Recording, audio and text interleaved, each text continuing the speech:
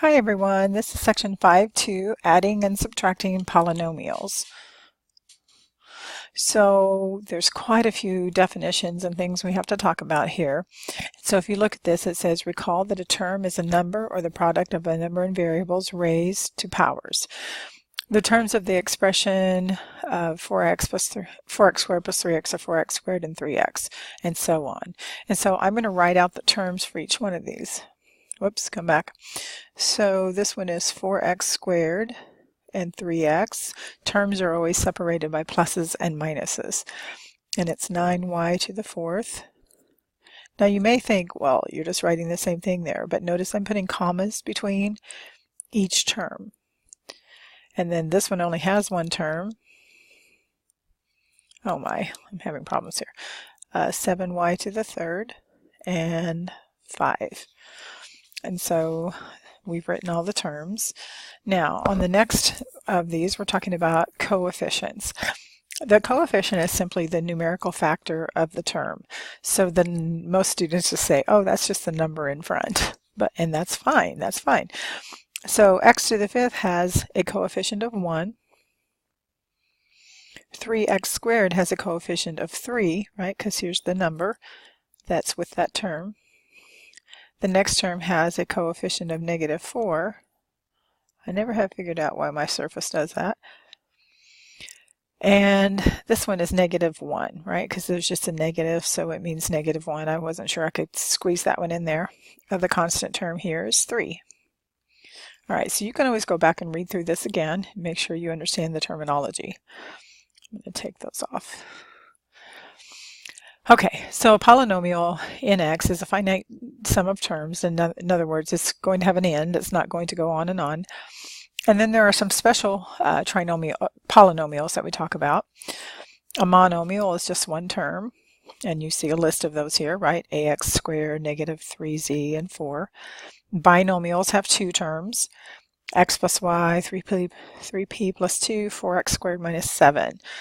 Trinomials have three terms, so we have x squared plus 4xy plus y squared, and so on. If there are more than three terms, then we just call them polynomials. They don't have a special name. And so this over here on the right where it says more than three terms, the first one, 5x cubed minus 6x squared, and so on, that's 4 terms. The next one has 1, 2, 3, 4, 5 terms. The third one has 1, 2, 3, 4 terms. The degree of a term, and this is kind of complicated, and then the degree of a polynomial. So the degree of the term is the sum of the exponents on the variables contained in the term.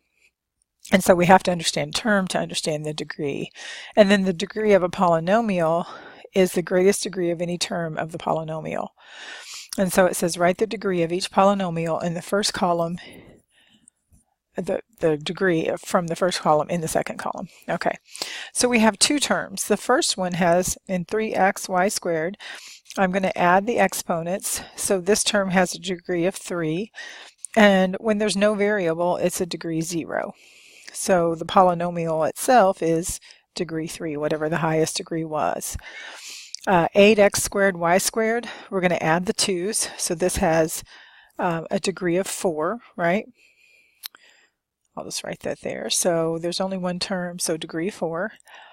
In this polynomial, I have a degree 2, degree 1, degree 0. So it has degree 2. On the next one, 4z to the 6 is a degree 6, and the other one's degree 2, and so it's degree 6. All right, so now it says find the degree of each of the polynomials and determine whether it is a monomial, binomial, trinomial, or none of these. Okay, so in this one we have two terms, right? So this one's a binomial. And then the degree is the largest degree for that particular binomial, so this is degree 3. All right, so that's our degree. On the next one, we have 1, 2, 3 terms, so this is a trinomial. My largest degree, I have a 2, a 3, and a 4, so this one is degree 4. Okay, the next one that's really only one term. That's negative 3m to the third n to the fourth. And so when I add those, I'm going to get a degree of 7. And this is only one term, so we call that a monomial. All right, so you can recognize the mono, right, that's one term, binomial, 2 terms, trinomial, 3 terms. All right, and so this next one, this has 1, 2, 3 terms, so it is a trinomial. And then this first term, 12x to the fourth y, that's a degree of 5. X squared y squared, or negative x squared y squared, has a degree of 4. And the last term has degree 6, negative 12x squared y to the fourth. So this trinomial has degree 6. All right, so find the value of a polynomial when x equals 0 and x equals negative 1. So we're going to do this twice for each of these. So for a, we're going to substitute 0. 2 times 0 minus 10. You guys did this sum in chapter 3. When you were finding ordered pairs, you had to substitute. This is a little different because of the kind of polynomials we're using. So this one is negative 10. And then on b, we're substituting negative 1. So 2 times negative 1 minus 10, that's negative 2 minus 10, which is negative 12. All right, part A on the next one. This one's kind of nice because we're going to put 0 in for x. And that's just 0 plus 0 minus 4, so this equals negative 4. On b, negative 1 squared plus 3 times negative 1 minus 4. Now when you're substituting, you always put parentheses in. Parentheses go in anytime you're substituting for a variable. So that means that I've got negative 1 squared, which is 1. That's 3 times negative 1, so that's going to be a minus 3 minus 4. So 1 minus 3 is negative 2. Negative 2 minus 4 is negative 6. We're done with that one. Now this next one has 4 terms, but actually 3 of them have an x, so that makes the 0 kind of nice.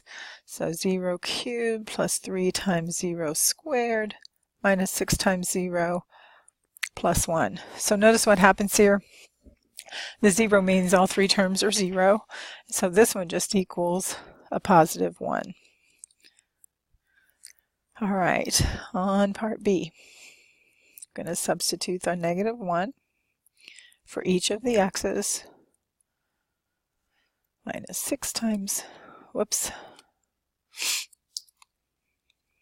So that's 6 times negative 1 plus 1. Okay, so I'm going to calculate each one. Negative 1 times negative 1 times negative 1 is negative 1. So this is just negative 2 times negative 1.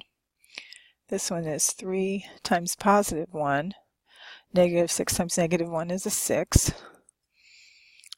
I just went ahead and put a second step in there so I could calculate those two.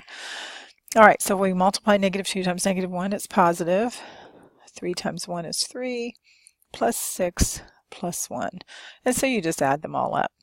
We have 5 and 6 is 11, and then that leaves us with one more, and we have 12. All right. Well, let's see. I think we'll just end this video and then start up on the next one.